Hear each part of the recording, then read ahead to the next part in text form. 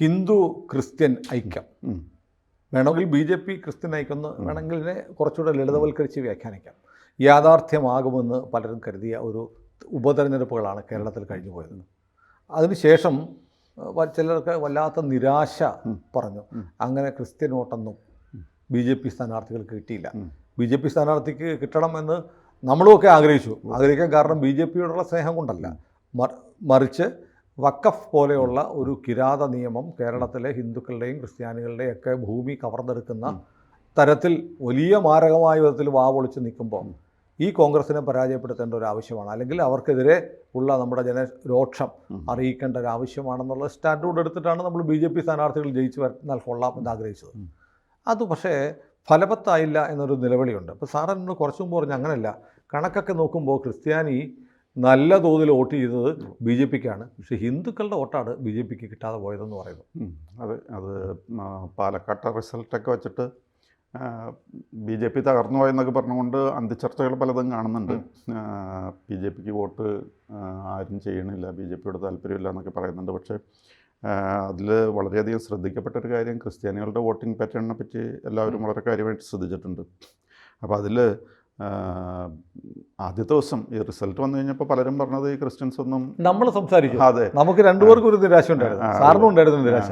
അപ്പോൾ അതായത് ക്രിസ്ത്യൻസ് ആരും ബി ജെ പിക്ക് അനുകൂലമായിട്ട് വോട്ട് ചെയ്തിട്ടില്ല എന്നൊക്കെ പറഞ്ഞൊരു ഇതൊക്കെ പറഞ്ഞായിരുന്നു. പക്ഷേ ഇപ്പോഴത്തെ റിസൾട്ട് കാണുമ്പോൾ റിസൾട്ട് എന്ന് പറഞ്ഞാൽ അതിലുള്ള സ്റ്റാറ്റിസ്റ്റിക്കൽ ഡീറ്റെയിൽസ് ഒക്കെ വരുന്നുണ്ടല്ലോ, അത് വെച്ച് നോക്കുമ്പോൾ ക്രിസ്ത്യൻസിൻ്റെ ഇടയിലൊരു ഷിഫ്റ്റിംഗ് ഓഫ് ലോയൽറ്റി നടന്നിട്ടുണ്ട്.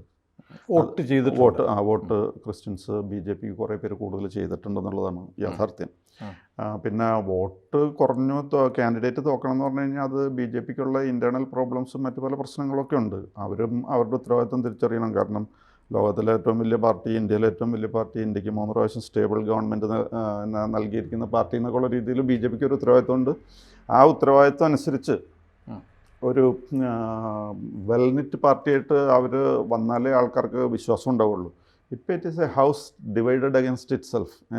തമ്മിലടിച്ച് തലകീറുന്ന പോലെയൊക്കെ ചില സമയത്ത് തോന്നും. അത് തന്നെ വളരെ ഒരു നഷ്ടക്കച്ചവടമാകാനിടയുണ്ട്. ഇപ്പോൾ ഈ ഇലക്ഷൻ കഴിഞ്ഞപ്പോൾ തന്നെ ചിലരുടെയൊക്കെ പ്രഖ്യാപനങ്ങൾ വന്നല്ലോ, ഒരു തമ്മിലടിയുടെ അറ്റ്മോസ്ഫിയർ വന്നു കഴിഞ്ഞാൽ. അല്ല, അതിനകത്തൊരു കാര്യം എന്ന് വെച്ചാൽ എനിക്ക് തോന്നുന്നത് ബി ജെ പി നേതാക്കന്മാർ പലപ്പോഴും പക്വത കാണിക്കുന്നില്ല. കാരണം ഇത് ഒരു ചാനലുകാരൻ നേരെ ഒരാളുടെ വീട്ടിലോട്ട് ചെല്ലുകയാണ്. ഇപ്പം ശിവരാജൻ എന്ന് പറയുന്ന ഒരു ബി ജെ പിയുടെ പാലക്കാട് പഴയ നേതാവ്, അദ്ദേഹത്തിൻ്റെ വീട്ടിലോട്ട് ചെല്ലുന്നു, മൈക്കുമായിട്ട് ചോദിക്കുന്നു, എന്തുകൊണ്ട് എൻ്റെ വീട്ടിലേക്ക് നമ്മളൊരു പൊതുവേദി കാണുമ്പോൾ, പൊതു ഇടത്ത് കാണുമ്പോൾ ചോദിക്കുന്നത് മനസ്സിലാക്കാം. വീട്ടിൽ വന്ന് അടുക്കളയിൽ ഇരിക്കുന്ന ആളോട് മൈക്കുമായിട്ട് ചോദിക്കുന്നതിനൊരു താല്പര്യമുണ്ട്. അത് തിരിച്ചറിയാതെ ബി ജെ പി നേതാക്കന്മാർ സംസാരിച്ചിട്ടുണ്ട്. അതാണ് പ്രശ്നം. പിന്നെ ഈ പാലക്കാട് ഒരവസ്ഥ എന്ന് പറയുന്നത് ബി ജെ പിയുടെ ഒരു ബേസ് വോട്ട് മാറിയിട്ടില്ല, എന്നാൽ പോലും കിട്ടേണ്ടിയിരുന്ന മുനിസിപ്പൽ പ്രദേശം ഉൾപ്പെടെയുള്ള സ്ഥലത്ത് വോട്ട് പോയത് മുനിസിപ്പൽ ഭരണത്തിൻ്റെ പ്രശ്നങ്ങളുണ്ടാവാം, ആളുകൾ തമ്മിലുള്ള ഈഗോ ഉണ്ടാവാം. സന്ദർഭത്തിനൊത്ത് ബി ജെ പിയുടെ ഹിന്ദു വോട്ടർമാർ ഉയർന്നില്ല, എന്നിട്ടും ക്രൈസ്തവർ ഉയർന്ന് ചിന്തിച്ച് വോട്ട് ചെയ്തു. അതായത് പാലക്കാട്ട് ആ മുനിസിപ്പൽ ഏരിയയിൽ 2 കേന്ദ്രങ്ങളിലാണ് കുറച്ച് ക്രിസ്ത്യൻസ് വളരെ കുറവുള്ളൂ. അപ്പോൾ അതിൽ തന്നെ കമ്പാരിറ്റീവ്ലി അല്പം കൂടുതലുള്ള 2 കേന്ദ്രങ്ങളുണ്ട്. അവിടെ 2ഇടത്തും ബി ജെ പിക്ക് വോട്ട് കൂടിയിട്ടുണ്ട്. ഈ പാലക്കാട്ടെ കേസ്, പാലക്കാട് കേസാണല്ലോ ഒരു പ്രശ്നം, ആൾക്കാരാകെ വിഷമിച്ചൊരു സംഭവം. പിന്നെ അപ്പോൾ അവിടെ ഇപ്പോൾ ക്രൈസ്തവ വോട്ടുകൾ വീണു. ക്രൈസ്തവ ഭൂരിപക്ഷമുള്ള വോട്ടുകളിൽ ക്രൈസ്തവ വോട്ടുകളുടെ കേസിൽ ആ പെർസെൻറ്റേജിൽ ഇൻക്രീസ് വന്നിട്ടുണ്ട് ബി ജെ പിക്ക്. അതുകൊണ്ട് 2 കേന്ദ്രങ്ങളിലും ബി ജെ പിക്ക് മുന്നിട്ട് നിൽക്കുന്ന സ്ഥലങ്ങളിൽ അത് കമ്പാരിറ്റീവ്ലി ക്രിസ്ത്യൻസ് കൂടുതലുള്ള ഏരിയയാണ് പാലക്കാട് മുനിസിപ്പൽ ഏരിയയിൽ. അതാണ് പാലക്കാടിൻ്റെ കേസ്. പിന്നെ ഏറ്റവും കൂടുതൽ നമ്മൾ ശ്രദ്ധിച്ച ഒരു ഇലക്ഷൻ എന്ന് പറഞ്ഞു കഴിഞ്ഞാൽ വയനാടാണ്. വയനാടാണെങ്കിൽ ചരിത്രം ഉറങ്ങിക്കിടക്കുന്ന കേസാണല്ലോ നമ്മുടെ പ്രിയങ്ക ഗാന്ധി എന്ന് പറഞ്ഞു കഴിഞ്ഞാൽ. മോത്തിലാൽ, ജവഹർലാൽ നെഹ്റു, പിന്നെ രാജീവ് ഗാന്ധി, സോണിയാഗാന്ധി, രാഹുൽ ഗാന്ധി, പിന്നെ ഇപ്പോൾ പ്രിയങ്ക ഗാന്ധി, ഇങ്ങനെ പല തലമുറകളായിട്ട് കേട്ട് തഴമ്പിച്ച് പരിചയിച്ച ഒരു പേരാണല്ലോ. ഈ പ്രിയങ്കയുടെ കാര്യം പറയുമ്പോൾ നമുക്ക് പലതും ഓർമ്മ വരുമല്ലോ. അപ്പോൾ ആ ഒരു നോസ്റ്റാൾജിക് ആയിട്ടുള്ളൊരു മെമ്മറി ഉണ്ട്. അപ്പോൾ അത് രാഷ്ട്രീയത്തിനൊക്കെ അതീതമായ രീതിയിൽ തന്നെ അവർക്ക് വോട്ട് ചെയ്തതിൽ അത്ഭുതപ്പെടാനില്ല. പക്ഷേ അതുകൊണ്ട് ഈ വയനാട് ബി ജെ പി ഇല്ലാതായി പോയെന്നൊന്നും ചിന്തിക്കേണ്ട ആവശ്യമില്ല. വയനാട് വാസ്തവത്തിൽ അവർക്ക് ക്രിസ്ത്യൻ വോട്ടുകളുടെ കാര്യം പരിഗണിച്ച് കഴിഞ്ഞാൽ ബി ജെ പിക്ക് പഴയതിലും വോട്ട് കൂടുതലാണ് ക്രിസ്ത്യൻസിൻ്റെ അവിടെ കിട്ടിയിരിക്കുന്നത്. അപ്പോൾ അതിൻ്റെ ഒരു കാര്യം ആലോചിച്ചാൽ മതി, വാസ്തവത്തിൽ 10% മുഴുവനും ഇല്ല, കുറവ് വന്നിട്ടുണ്ട് വോട്ട് കുറവാണ് മൊത്തത്തിൽ. അപ്പോൾ നമ്മൾ കരുതി ഇതൊക്കെ ഒരുപക്ഷെ പ്രിയങ്കയ്ക്ക് വോട്ട് കുറയാം, ക്രിസ്ത്യൻ വോട്ടുകളിലൂടെ മാറുന്നു, ഹിന്ദു വോട്ടുകളും വരുന്നു, അങ്ങനെ ഈ വരുമ്പോഴത്തേക്ക് വോട്ട് കുറയാം, രാഹുൽ ഗാന്ധിക്ക് കിട്ടിയ ഭൂരിപക്ഷം കിട്ടാതിരിക്കാം. അപ്പോൾ ഈ 10% കുറഞ്ഞെങ്കിലും ഈ അവിടെ BJP കാൻഡിഡേറ്റിന് അവർക്ക് കുറഞ്ഞിരിക്കുന്നത് 1.5% മാത്രം. 1% വോട്ട് കുറഞ്ഞു. 1% കുറഞ്ഞിട്ടുള്ളൂ. ഈ 10% കുറഞ്ഞ സ്ഥാനത്ത് ഇവർക്ക് കുറവ് വന്നിരിക്കുന്നത് 1.5% മാത്രമേ ഉള്ളൂ. സുരേന്ദ്രന് പിടിച്ച വോട്ട് ഏകദേശം അത്രയും കിട്ടിയെന്നുള്ളതാണ്. അപ്പോൾ സുരേന്ദ്രൻ്റെ വോട്ടിൻ്റെ കേസ് എന്ന് പറഞ്ഞാൽ സുരേന്ദ്രൻ അവിടെ ഒരു BJPയുടെ ഐക്കോണിക് ഒരു ഫിഗർ ആയിട്ടാണ് സംസ്ഥാന അധ്യക്ഷൻ വരുമ്പോൾ അതിൻ്റെതായ ഒരു മാറ്റവും അപ്പോൾ പ്രചരണത്തിലൊരു മാറ്റവും സ്റ്റാർ സ്റ്റഡഡ് ആയിട്ടുള്ളൊരു ക്യാമ്പയിനാണ് അവിടെ നടന്നത്. നദ്ദ തൊട്ട് ബാക്കി ലീഡേഴ്സ് ഒക്കെ വന്ന് അവിടെ ശരിക്കും പെരുമാറിയിട്ടാണ് പോയത്. അതേസമയം ഈ പറയുന്ന ഇപ്പോഴത്തെ കാൻഡിഡേറ്റിന് വേണ്ടിയിട്ട് വന്നത് ആകെ ഒരു സെലിബ്രിറ്റി എന്ന് പറയുന്നത് നമ്മുടെ സുരേഷ് ഗോപി മാത്രമാണ്. എന്നിട്ടും അവർക്ക് ഇത്രേ കുറവ് വന്നിട്ടുള്ളൂ, 1.5% കുറവേ വന്നിട്ടുള്ളൂ. മാത്രവുമല്ല വയനാട് ഇതുവരെ BJPക്ക് കിട്ടിയിരിക്കുന്ന വോട്ടിൻ്റെ ലിസ്റ്റ് എടുത്ത് പരിശോധിച്ച് നോക്കിക്കഴിഞ്ഞാൽ ഇത് സെക്കൻഡ് ഹയസ്റ്റ് ആണ്. ഈ സുരേന്ദ്രന് മാത്രമേ ഇതിൽ കൂടുതൽ വോട്ട് കിട്ടിയിട്ടുള്ളൂ. അപ്പോൾ വാസ്തവത്തിൽ അവിടെ BJPക്ക് വലിയ കുറവ് വന്നിട്ടില്ല. അപ്പോൾ അതിൽ തന്നെ മുള്ളംകൊല്ലി എന്ന് പറഞ്ഞിട്ടൊരു സ്ഥലമുണ്ട്. അവിടുത്തെ അവിടെ ഈ കുടിയേറ്റ ക്രിസ്ത്യൻസ് ഉള്ള സ്ഥലം, ധാരാളം കുടിയേറ്റ ക്രിസ്ത്യൻസ് ഉണ്ട്. അവരുടെ 23 ഈ മുള്ളംകൊല്ലിയിലുള്ള 23 ബൂത്തുകളിൽ BJP സെക്കൻഡ് വന്നിട്ടുണ്ട്. ഈ 23 ബൂത്തുകളിൽ കഴിഞ്ഞ പ്രാവശ്യം LDF ആയിരുന്നു സെക്കൻഡ് വന്നിരുന്നത്. അപ്പോൾ അങ്ങനെ പിന്നെ തിരുവമ്പാടി, കോടഞ്ചേരി എന്നൊക്കെ പറഞ്ഞാൽ അങ്ങനെയൊക്കെയുള്ള സ്ഥലങ്ങളിൽ ക്രിസ്ത്യൻസ് കൂടുതലുള്ള സ്ഥലങ്ങളിൽ BJPയുടെ വോട്ട് കൂടിയിട്ടുണ്ട്. പിന്നെ അതുകൂടാതെ ബത്തേരിയിൽ കുറേ ക്രിസ്ത്യൻസ്, സുരേന്ദ്രന് കിട്ടിയതിനേക്കാൾ വോട്ട് കൂടി ഈ പറയുന്ന വോട്ട് കൂടി ആ ക്രിസ്ത്യൻസ് ഉള്ള കൃത്യമായ ഒരു അടയാളമാണ്. കൃത്യമാണ്. സുരേന്ദ്രന്റെ ഈ ഇലക്ഷൻ കഴിഞ്ഞിട്ട് ഇത്ര നാളല്ലേ ഉള്ളൂ, അത്രേ ഉള്ളൂ. പിന്നെ ഇവിടെ ഈ പറയുന്ന ബത്തേരി എന്ന് പറയുന്ന സ്ഥലത്ത് LDFുമായിട്ട് കമ്പയർ ചെയ്ത് കഴിഞ്ഞാൽ LDFിനേക്കാളും 2546 വോട്ടിൻ്റെ കുറവേ ഈ ബത്തേരി മണ്ഡലത്തിൽ വന്നിട്ടുള്ളൂ. ഇവിടെ ഇപ്പോഴത്തെ പഞ്ചായത്തിൽ ഇപ്പോഴത്തെ വോട്ടിംഗ് നോക്കിക്കഴിഞ്ഞ് കഴിഞ്ഞാൽ LDFിനേക്കാളും 2546 വോട്ടിൻ്റെ കുറവേ ഉള്ളൂ അവിടെ ബത്തേരിയിൽ. അപ്പോൾ എന്ന് പറഞ്ഞു കഴിഞ്ഞാൽ കഴിഞ്ഞ തവണ BJPക്ക് കിട്ടിയതിലും കൂടിയെന്നാണ് അവിടെയൊക്കെ സംഭവിച്ചിരിക്കുന്നത്. അപ്പോൾ സുരേന്ദ്രന് കിട്ടിയതിനേക്കാളും കൂടി അങ്ങനെ തന്നെ പറയണം. അതെ, ഇത്രയും സ്റ്റാർഡമുള്ള ഒരു സ്ഥാനാർത്ഥി കിട്ടിയതിനേക്കാൾ വോട്ട് ഈ പുതുമുഖം പല സ്ഥലങ്ങളിലും കിട്ടിയെങ്കിൽ അത് തീർച്ചയായും ക്രിസ്ത്യൻ വോട്ടുകളുടെ ഒരു ഈ ഷിഫ്റ്റിംഗ് തന്നെയാണ്. ക്രിസ്ത്യൻസ് കൂടുതലുള്ള സ്ഥലങ്ങളിൽ ഇതാണ് സംഭവിച്ചിരിക്കുന്നത്. BJPക്ക് അനുകൂലമായിട്ടാണ് മാറ്റം വന്നിരിക്കുന്നത്.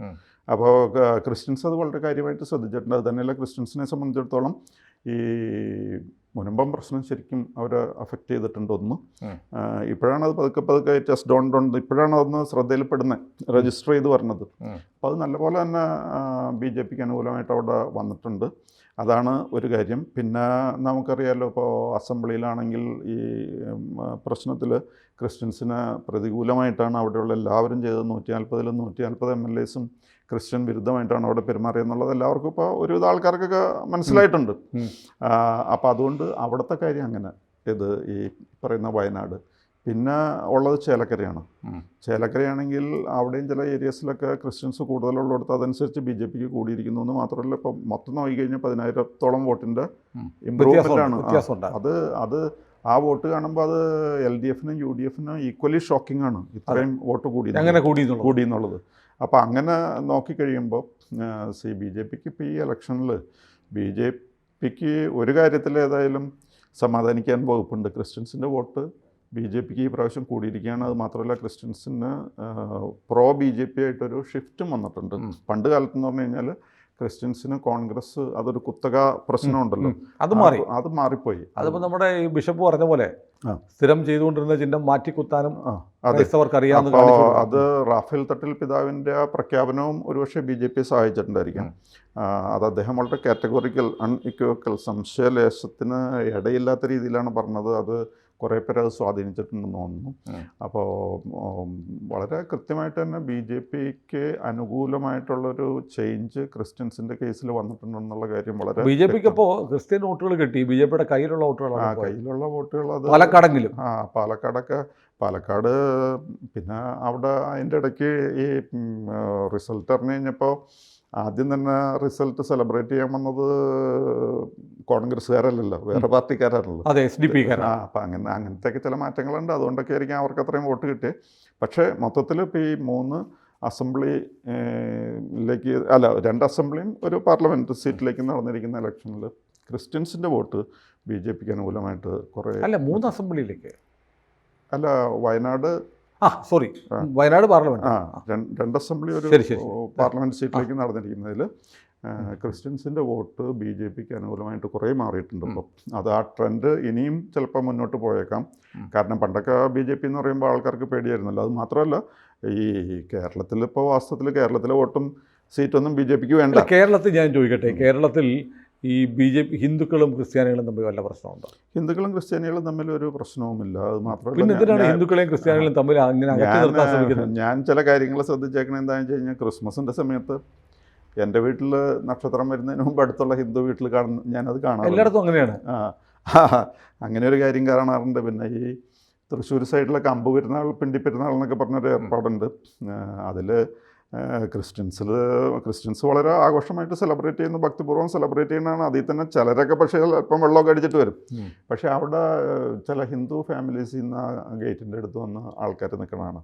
അവർ പക്ഷേ വളരെ ഭക്തിയോടുകൂടി തന്നെ നിൽക്കുന്നതാണെന്ന് എനിക്ക് അത്ഭുതം തോന്നാണ്.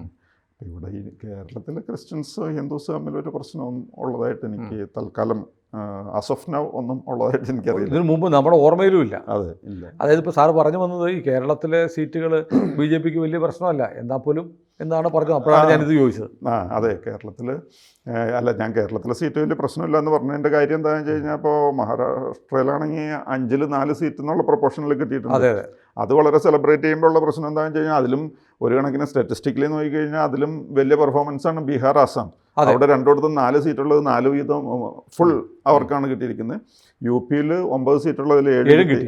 അതേപോലെ രാജസ്ഥാനിൽ 7 സീറ്റുള്ളതിൽ 5 കിട്ടി. അപ്പം നല്ല ബ്രില്യൻ്റ്. അതൊന്നും പറയത്തില്ല. കർണാടകയിലെ 3-ൽ 3 കോൺഗ്രസ് പിടിച്ചു എന്ന് പറയും. അതെ.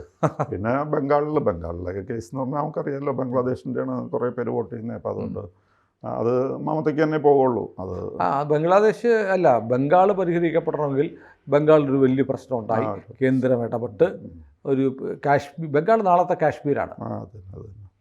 ഏതായാലും ഇതാരും പറയാത്ത ഒരു ഡാറ്റയാണ് സാറ് പറഞ്ഞത്. കാരണം അതാണ് വസ്തുതയാണ്. ഇത് നമ്മുടെ മാധ്യമങ്ങൾക്കും നമ്മുടെ രാഷ്ട്രീയക്കാർക്കും ഒക്കെ അറിയാം. അവർ മനഃപൂർവ്വം പറയാത്തതാണ്. അതുകൊണ്ടാണ് നമുക്കിത് മീഡിയ മലയാളത്തിലും നമ്മൾ ABCയിൽ ഇത് പറഞ്ഞിട്ടുണ്ട്. അതിലൂടെ നമ്മുടെ പ്രേക്ഷകരെ അറിയിക്കാൻ പറ്റുന്നത് കേരളത്തിലെ ക്രിസ്ത്യാനി BJPക്കൊപ്പം സഞ്ചരിച്ചു തുടങ്ങി എന്നാണ് 3 ഉപതെരഞ്ഞെടുപ്പുകൾ വ്യക്തമാക്കുന്നത്. പ്രോ BJP ഒരു ചേഞ്ച് വന്നിട്ടുണ്ട്.